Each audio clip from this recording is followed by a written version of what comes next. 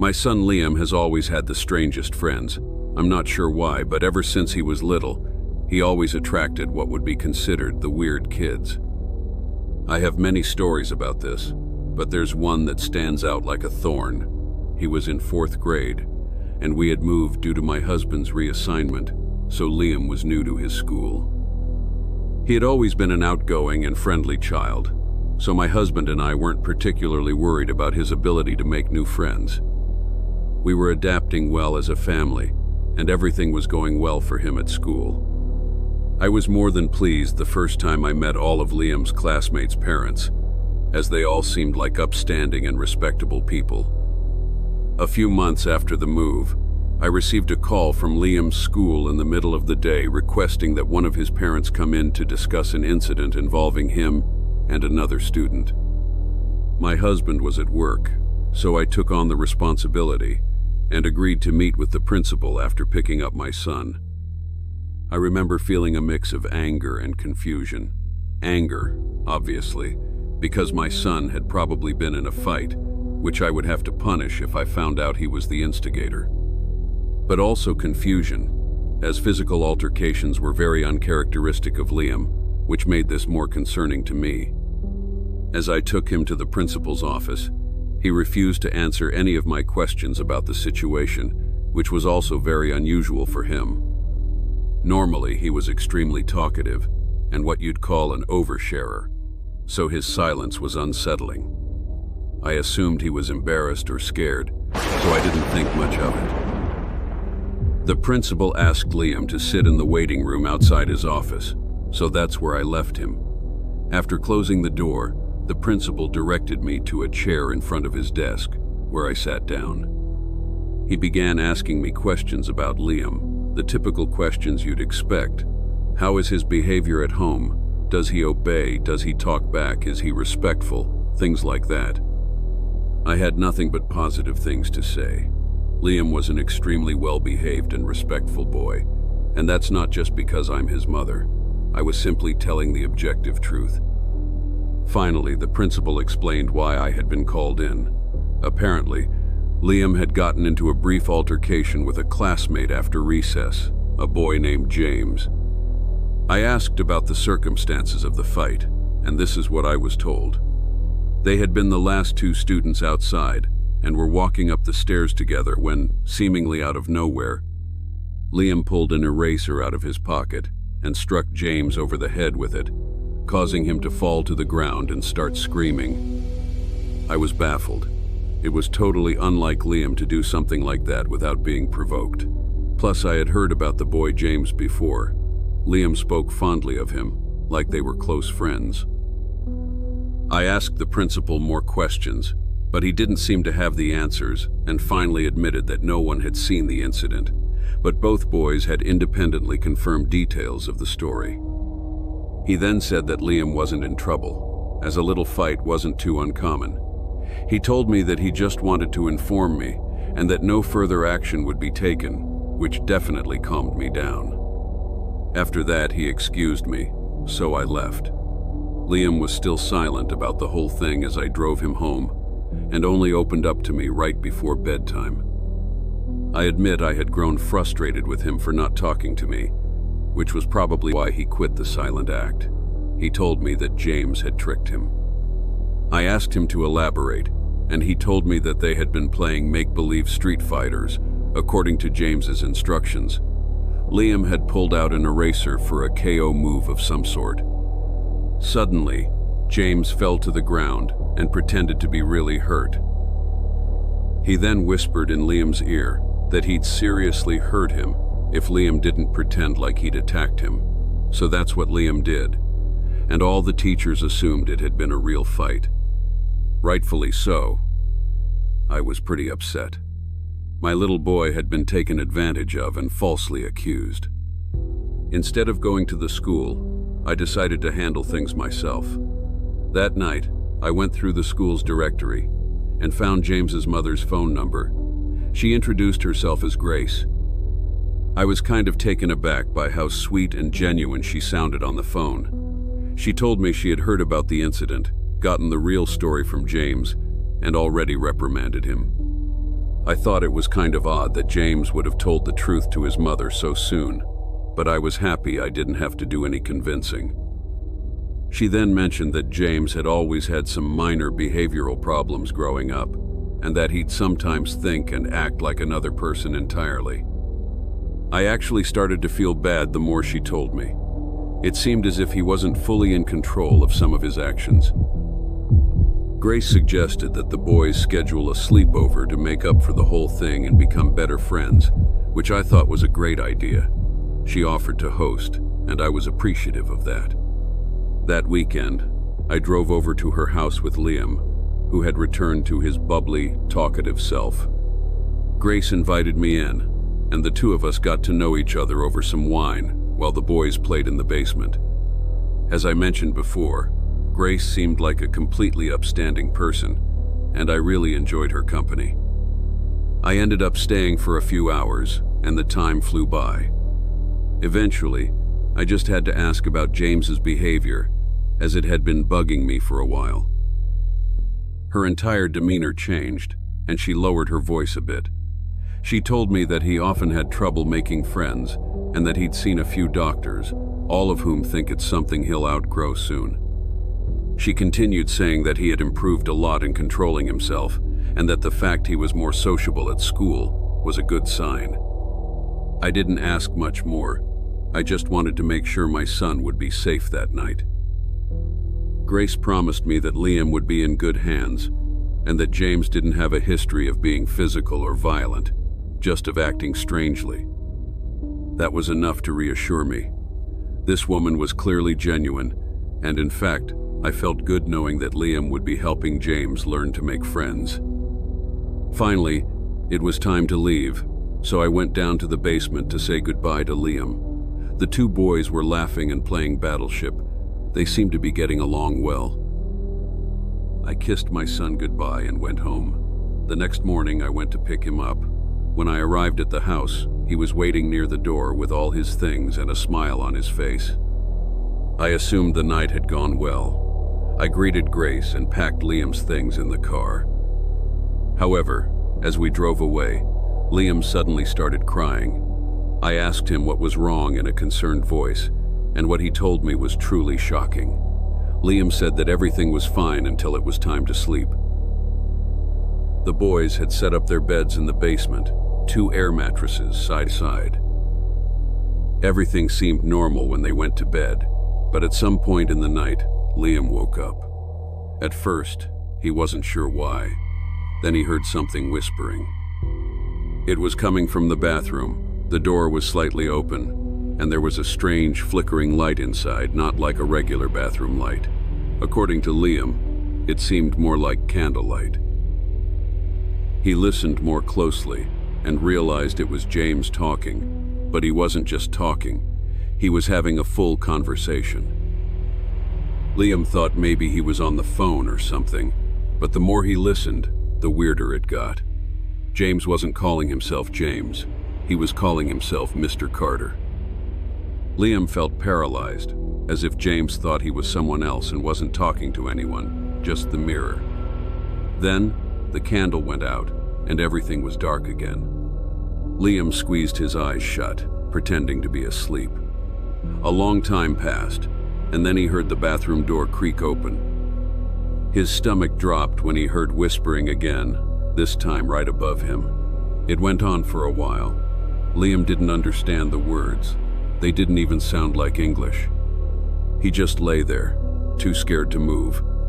Eventually, James went back to bed as if nothing had happened. In the morning, he was totally normal again. Liam didn't dare ask him about it.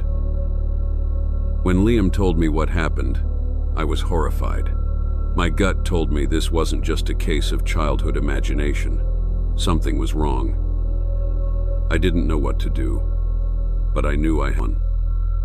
I called Grace first. At first, she laughed it off, saying James had always been a creative kid, but as I pressed her, her voice faltered.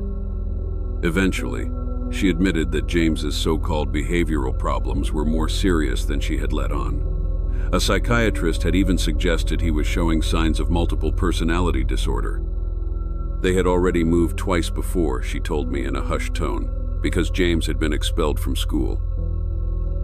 I was stunned, even furious. Why on earth hadn't she told me this before? Why would she put my son in danger like that? Then she did something unexpected. She begged me not to notify the school. I didn't know what to say. Part of me wanted to respect her wishes, but another part knew that something was very wrong. I blurted out okay and hung up the phone before she could respond. I told myself I'd make my decision by the end of the week, but I never got the chance. That Monday, James attacked another student at recess. It was serious enough that the school sent out a statement to all the parents, though they kept the details vague. By the end of the day, I found out that he had been expelled. I tried calling Grace, but her phone seemed to have been disconnected. The situation was incredibly unsettling. Just days ago we had spoken, and now suddenly I couldn't reach her. I didn't even know what I wanted to say to her, just that I wanted to say something.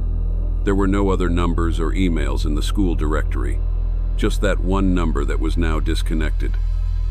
A few days later, the curiosity became overwhelming, so I bit the bullet and drove to her house. When I arrived, it was completely vacated.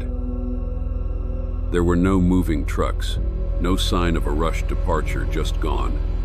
It didn't make sense how they could have left so quickly. I tried looking them up, searching for any trace of them online, but I found nothing. No forwarding address, no mention of them anywhere. It was like they had never existed at all. That was a long time ago, and Liam wasn't too badly affected by it. Honestly, I think he's mostly forgotten about it. I haven't, though. I often think about what could have happened to my son that night in that basement, or what kind of things that kid James has been doing since then. My upbringing was a bit unorthodox. I grew up in a Southern Baptist household, the kind where we didn't believe in ghosts, but were absolutely certain about demons. Let me explain. If something strange happened, it wasn't a spirit or a wandering soul. It was something darker, something biblical. I never fully bought into it, but the message was drilled into me from a young age. Rejecting demons meant rejecting Scripture. My mother, however, was different. For her, faith was optional. She wasn't atheist or agnostic, just indifferent. She would say things like, "God and I have an understanding," whenever I asked her about church. While I leaned into religion as a source of structure and stability, she drifted further from it. It was one of the many things that widened the gap between us. I won't sugarcoat it. My mother struggled with addiction and mental health issues, things she never wanted help for. Some days she was functional, others, she was completely out of it. I tried not to take it personally, but it was hard. Looking back, she definitely had schizophrenia or some kind of adjacent condition. But before you say anything about my family being neglectful of her mental health, it was a different time back then. One afternoon, I had a nightmare so vivid that I still remember every detail to this day. In the dream, I was lying in bed when my mother stormed into my room, screaming in a fit of rage. She grabbed me by the wrist and started shaking me violently.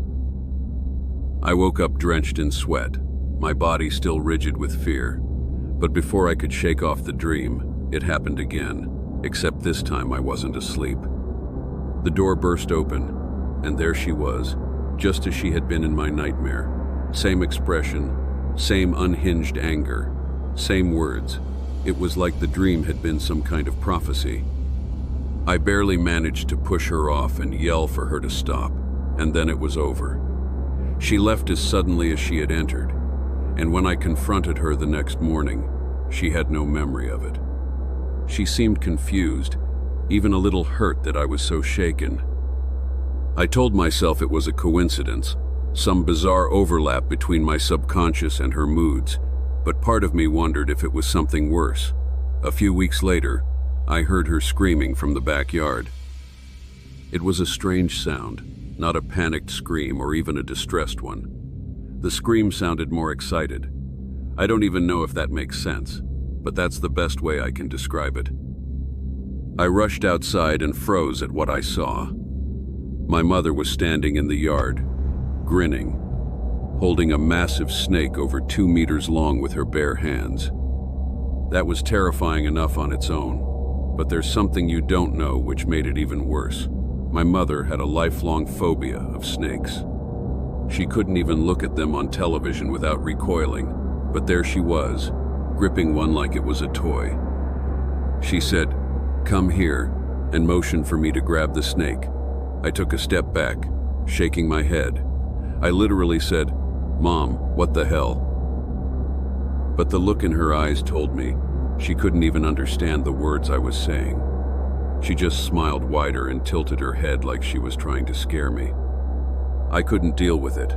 I turned and ran back inside, slamming the door behind me. My heart was pounding. I peeked out the window and saw her still standing there, holding the snake like an offering. Eventually, she let it slither onto the ground and walked back inside as if nothing had happened.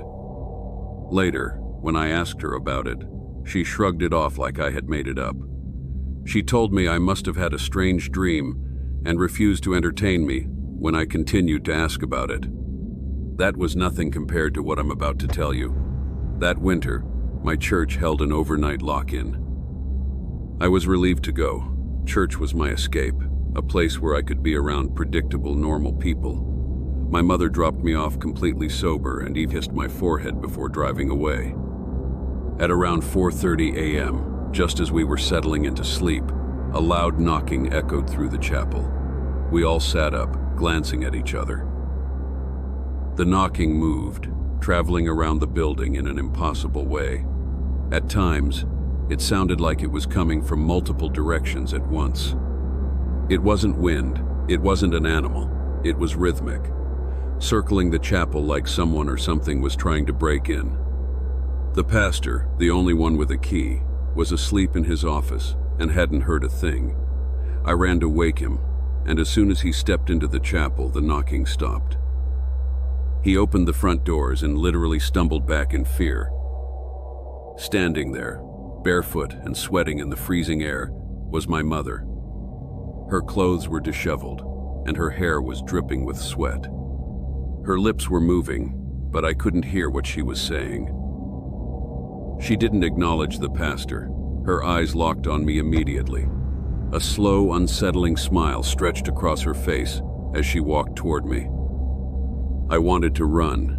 The pastor tried to hold me back, whispering, "Stay here," but I felt completely powerless, like I had no choice but to go with her. I climbed into the car, afraid that she was going to do something, but she didn't. The drive home was silent. She didn't speak, didn't explain. She didn't answer when I asked why she was there. When we got home, she stopped in the doorway and just stared at me. She stood there silently, watching me as I walked to my room. I closed the door, locked it, and lay awake for hours listening. In the morning, she was in the kitchen cooking breakfast. She was cheerful and clearly oblivious to what had happened the night before. She jumped back when she saw me, saying she was just about to pick me up from the church. I felt the blood drain from my face. She had no memory of knocking on the church doors, no memory of driving me home. It was freaky. I expected someone, the pastor, a church elder, even one of the youth to say something about what had happened, but no one did. It was like they didn't know what to make of it, or worse, they didn't want to. That's kind of the way people treated my mom back then. That was decades ago. She's gone now. But her memory is something that will never leave me, for better or for worse. I don't know if I believe in demons or the supernatural anymore, but I can't explain what happened. The logical explanation is that she was suffering from mental illness, maybe addiction withdrawal, or maybe something else entirely. But the memory lapses, the eerie timing, the way she acted like a different person some nights, it still haunts me. I tell myself there's a rational answer for all of it, but even now, I'm not sure I believe that. My eldest son started sleepwalking when he was about 8 or 9 years old. I had heard of kids going through phases like that, so at first I wasn't too concerned. It was just one of those things, a little unsettling, sure, but nothing I thought much about. I'm a light sleeper, so none of my kids have been able to move around the house at night without me knowing. That's how I first discovered my son's habit. Most nights I would wake up and find him standing in the hallway outside my bedroom, walking slightly on his heels, shifting his weight from foot to foot. His eyes would be open, but they weren't seeing anything. That was the part that always got me. For anyone who has lived with a sleepwalker, you know exactly what I'm talking about. His gaze would pass right through me, empty and distant, as if he were looking past me into something I couldn't see. It was always extremely strange, and I never fully acclimated to finding him like that. Sometimes he'd mumble something under his breath, words too soft and slurred to understand. Other times, he wouldn't make a sound, just standing there breathing in that slow, steady way that somehow made it even worse. I would gently guide him back to bed, whispering his name, telling him everything was fine. He never seemed to remember any of it in the morning. Things escalated a few months after I realized he was a sleepwalker. One night, I woke up to a rhythmic tapping sound. It sounded like water droplets repeatedly hitting a window pane, only it wasn't raining outside. It was soft, barely loud enough to wake me. At first, I thought it was part of a dream, some far-off noise that my half-asleep brain had misinterpreted. But as I lay there, the sound continued, steady and deliberate. It wasn't sporadic like rainfall would be. It occurred at regular intervals and always at the same volume. I kept listening, trying to figure out what it could be. It wasn't the house settling, and it wasn't the wind outside. It was too precise. Once I realized the tapping wasn't going to stop, I begrudgingly accepted that I'd have to deal with it. I sat up and looked towards the door, which is where the sound was coming from. My husband was fast asleep, and I didn't want to disturb him. I should mention that I wasn't scared, just curious. Otherwise, I probably would have woken him up. I got out of bed to investigate. When I stepped into the hallway, I saw him, my son, standing in front of the wall, lightly knocking his forehead against it in slow, measured taps. His fingertips gently grazed the wall in rhythm with his forehead taps, as if he were trying to walk through it. I remember calling his name, my voice barely above a whisper. He didn't react, just kept pressing his head forward, knocking it in that eerie, rhythmic way, like he was testing something, like he was trying to push through. I stepped closer, but right before I was about to intervene, I hesitated. Something about the way he was moving genuinely sent a chill right through me. I gently reached out and placed my hand on his shoulder, shaking him just enough to pull him out of whatever trance he was in. He blinked, took a step back, and then, as if nothing had happened, let me lead him back to bed. He never mentioned it in the morning. This happened a few more times, but it was pretty infrequent.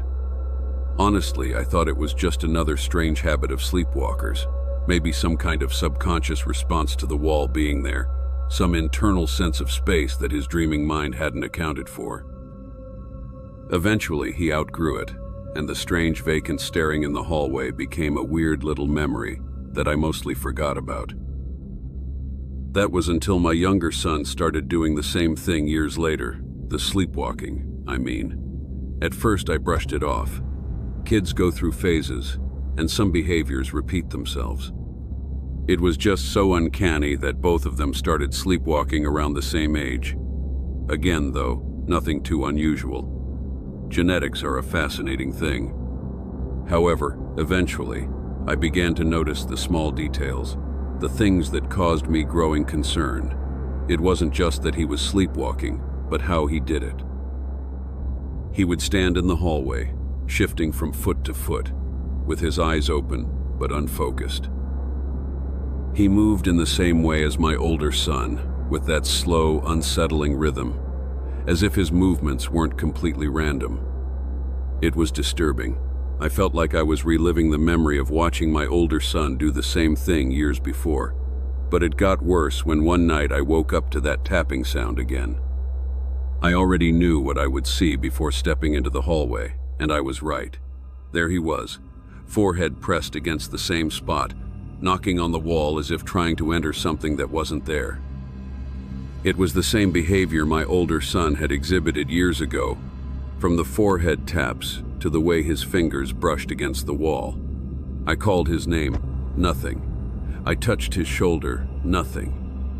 He just kept knocking, his small body swaying slightly, lost in some deep, unreachable place. That's when I realized he had never seen his older brother sleepwalk, at least not that I knew of. His brother hadn't done this in years.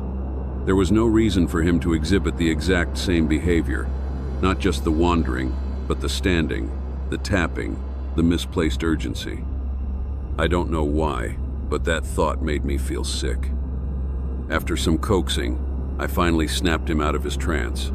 I guided him back to bed and tucked him in as I had done so many times before, trying to tell myself it was just one of those things.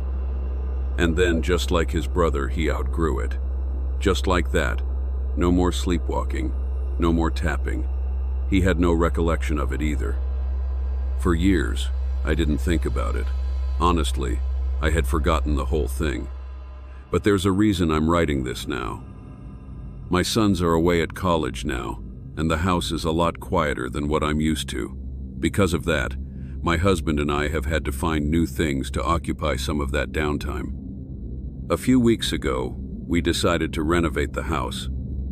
The house is quite old, and we've lived in it long enough to decide to change some things.